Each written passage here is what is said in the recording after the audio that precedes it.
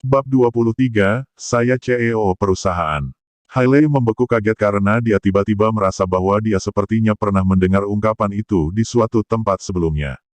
Setelah memikirkannya dengan hati-hati, dia ingat bahwa dia telah mengatakan hal yang sama kepada Jordan tentang kali ini di Splendor Hotel kemarin. Kemarin, ketika Jordan masuk ke Hailey dan Tyler Collins di kamar hotel, Jordan ingin masuk dan menghajar Tyler Collins, tetapi Hailey mengatakan bahwa Jordan tidak layak menginjakan kaki di kamar hotel bintang 5.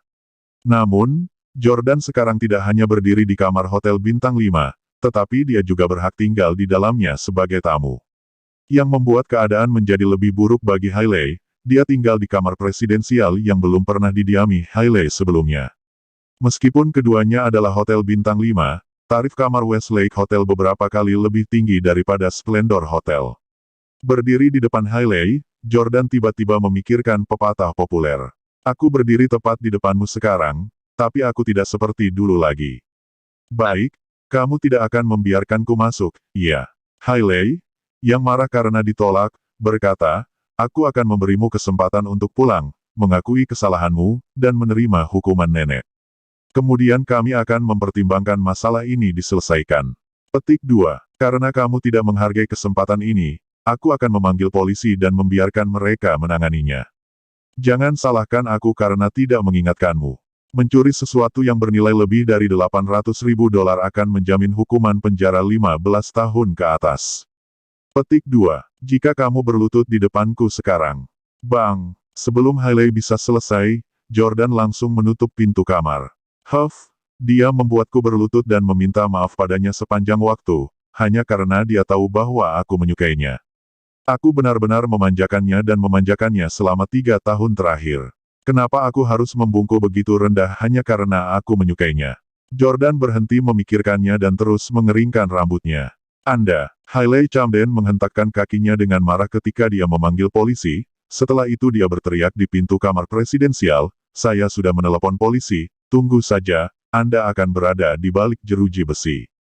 Petik 2. Segera, Camden juga mengetahui bahwa Hailey telah memanggil polisi. Nyonya Camden tua menggonggong dengan tidak senang. Apa? Hailey menelepon polisi. Siapa yang menyuruhnya menelepon polisi? Saya ingin menangani sendiri urusan keluarga kami, tidak membiarkan orang lain melakukannya. Sylvie tahu bahwa Nyonya tua Camden selalu suka menangani semuanya sendiri. Takut bahwa dia akan menentang Hailey, dia buru-buru berkata, Bu, Hailey pasti memanggil polisi di Yordania karena dia tidak mau bekerja sama. Nyonya tua Camden menghela nafas dan berkata, lupakan saja, mungkin Jordan ditakdirkan untuk menghabiskan sisa hidupnya di penjara. Petik 2. Keluarga Camden yakin hukum pasti akan menghukum Jordan. 10 menit kemudian, 2 polisi berseragam tiba di Hotel Westlake.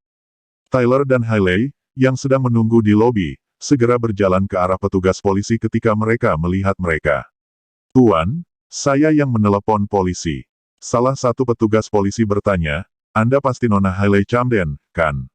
Anda mengatakan bahwa Jordan Stelle telah mencuri jam tangan yang bernilai lebih dari $800.000 dari keluarga Anda, kan? Petik 2. Hailey mengangguk dan berkata, iya, Jordan Stelle adalah menantu yang tinggal di rumah, dan kami baru saja bercerai. Dia mencuri arloji kami dan menjualnya demi uang yang dia habiskan untuk tinggal selama 1 minggu di kamar presiden di hotel ini. Dia bahkan menyewa seorang pelacur. Tuan, tolong cepat tangkap dia. Petugas polisi pergi ke meja depan dan berkata, telepon Jordan Stelle dan suruh dia turun. Petik 2. Petugas meja depan menelepon telepon yang ada di kamar Jordan, tetapi Jordan baru saja tertidur setelah mandi dan tidak mendengar telepon berdering. Hailey mencoba menelepon ponsel Jordan, tetapi tidak ada jawaban juga. Hailey berkata, dia pasti terlalu takut untuk menjawab karena dia bersalah atas pencurian. Petik 2. Mari kita naik ke atas untuk melihatnya, kata seorang petugas polisi. Kedua petugas polisi naik lift sendiri sementara Hailey menunggu di bawah bersama Tyler karena dia tidak ingin menimbulkan masalah. Bang, bang, bang, bang. Polisi mengetuk pintu beberapa kali sebelum Jordan bangun dari tidurnya dan bangkit untuk membuka pintu. Apakah ini Tuan Jordan Stelle? Bolehkah kami masuk? Tanya petugas polisi. Jordan tahu bahwa Hailey yang menelepon polisi dan berkata sambil tersenyum, ya, silakan masuk. Seorang petugas polisi berkacamata mengambil inisiatif untuk memperkenalkan dirinya. Saya Kepala Lee dari kantor polisi distrik. Kami menerima laporan polisi dari Nona Hailey Camden. Dia mengklaim Anda mencuri jam tangan yang bernilai lebih dari $800.000 dari keluarganya kemarin. Apakah ada hal seperti itu? Jordan menjawab dengan jujur, saya tidak mengambil apapun dari Camdens. Chief Lee melanjutkan, maafkan saya karena lancang, tetapi saya mendengar bahwa Anda sebelumnya adalah menantu Camden, dan Anda tidak punya banyak uang. Selama 6 bulan terakhir, Anda telah bekerja sebagai pengantar makanan. Nona Camden berkata kamu tidak mendapatkan 1 sen pun dari Camden setelah perceraianmu. Pada saat ini, Chief Lee, yang juga seorang pria, merasa kasihan pada Jordan. The Camdens terlalu pelit. Mereka memiliki setidaknya jutaan aset. Mereka setidaknya bisa memberinya beberapa puluh ribu dolar. Petik 2. Chief Lee berkata, lihat, ada kolam renang, televisi, dan beberapa sofa di Presidential Suite ini. Ada juga pemandangan yang indah. Kudengar harganya lebih dari 10.000 dolar per malam. Namun, Anda memesannya untuk 1 malam.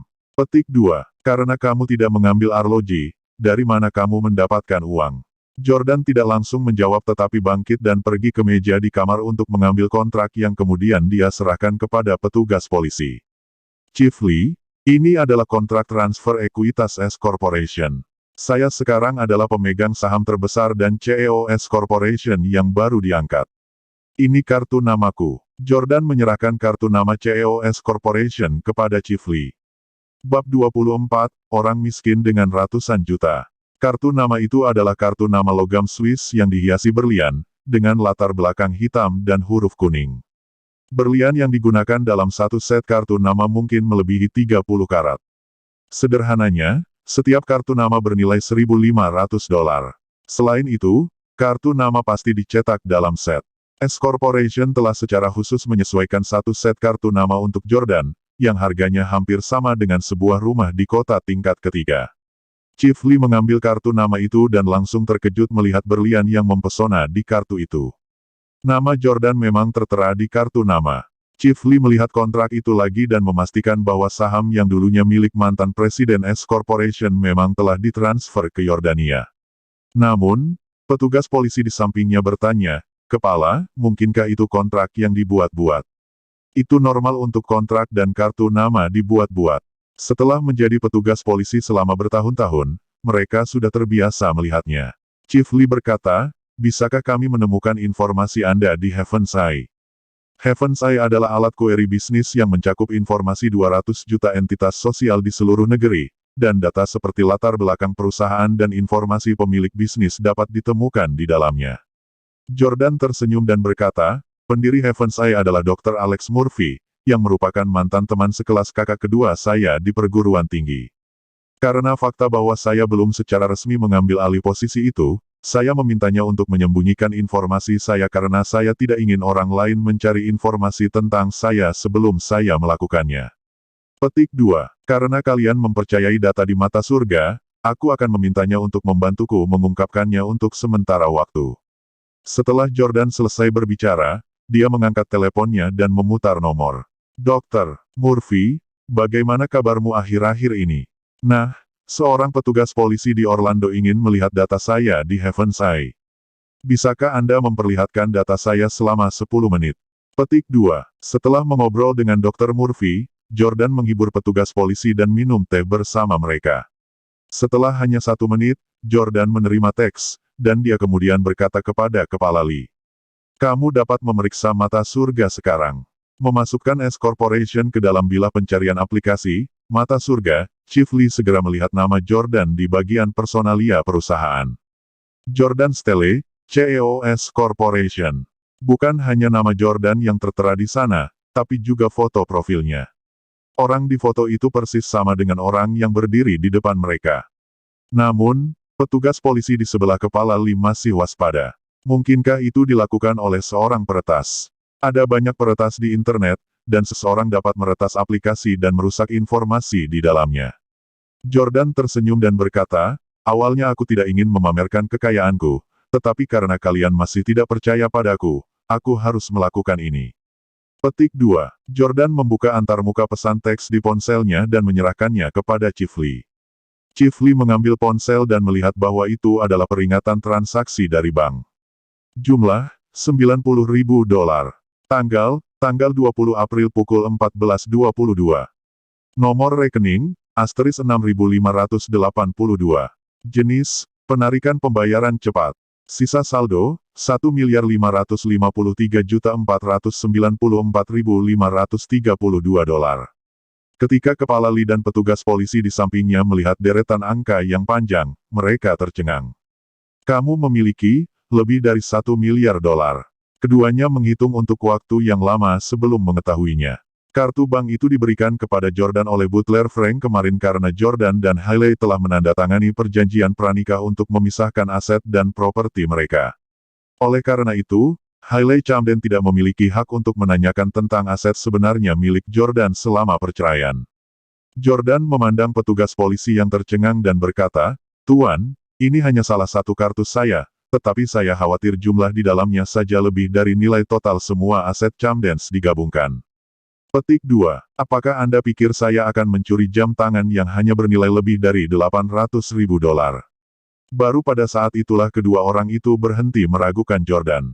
Mereka pernah mendengar tentang Camdens sebelumnya dan tahu bahwa mereka hanyalah keluarga kelas 2 yang kekayaan bersihnya lebih dari jutaan dolar. Namun, Jordan memiliki lebih dari $1 miliar hanya dalam satu kartu saja. Karena dia sangat kaya, dia tidak perlu mencuri dari Camdens. Chief Lee bertanya dengan rasa ingin tahu, "Tuan Stelle, kamu seharusnya menjadi pewaris bangsawan dari keluarga kaya, kan? Jadi mengapa Anda bersedia menjadi menantu laki-laki yang tinggal di Camdens?" Petik 2. Jordan menjawab tanpa daya, "Itu diatur oleh keluargaku, jadi aku tidak punya pilihan selain menurut. Saya harap kalian berdua bisa merahasiakannya untuk saya, terutama dari Camdens. Saya tidak ingin terlibat lagi dengan mereka." Chief Lee mengangguk dengan panik, "Yakinlah, Tuan Stelle, masalah ini menyangkut privasi Anda. Kami tidak akan mengungkapkannya kepada orang lain." Petik 2. Maaf telah mengganggu istirahatmu. Kita harus pergi sekarang. Jordan juga bangun untuk mengantar mereka pergi. "Tidak apa-apa, hati-hati." 2 menit kemudian, 2 petugas polisi turun ke lobi hotel dari lantai atas. Hailey dan Tyler Collins segera berjalan mendekat. Tyler Collins bingung melihat Jordan tidak turun ke lobi bersama mereka. Dia bertanya, "Tuan, mengapa Jordan Stelle tidak turun bersama Anda? Apakah dia melawan penangkapan? Kirim lebih banyak pria dengan senjata dan beri pelajaran berat pada bajingan ini." Chief Lee memelototi Tyler Collins dan memperingatkan, "Pikirkan bahasamu. Jika Anda melontarkan kata-kata kasar lagi, saya akan membawa Anda kembali ke kantor polisi." Setelah itu, Kepala Lee memandang Hailey dan berkata, "Tuan, Jordan mengatakan dia tidak mengambil arloji milik Camdens. Jadi saya pikir Anda sebaiknya pulang untuk memeriksa lagi dan melihat apakah Anda meninggalkannya di suatu tempat." Petik 2. Hailey memprotes, "Bagaimana kamu bisa percaya apa yang dia katakan? Jika dia tidak mencuri apapun dari keluarga kami, bagaimana dia mendapatkan uang untuk menginap di hotel bintang 5? Dia hanya orang miskin yang mengantarkan makanan." Orang miskin. Mendengar deskripsi Hailey tentang Jordan, kedua petugas polisi itu terdiam. Apakah